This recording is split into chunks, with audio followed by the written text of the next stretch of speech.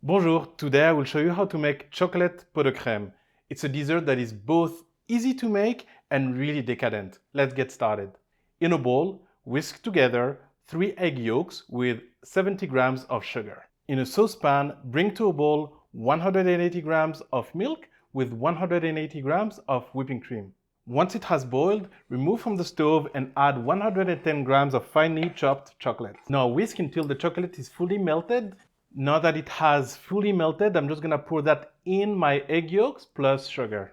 Pour that mixture into ramekin. Now traditionally, you would put this in the oven in a water bath to get the perfect texture. But with the steam function of the Anova oven, you don't need to do that. And it makes the process even easier. Bake them at 120 degrees Celsius for 25 minutes with 70% of steam. Your pot de crème are complete when the sides are firm and the center is still jiggly.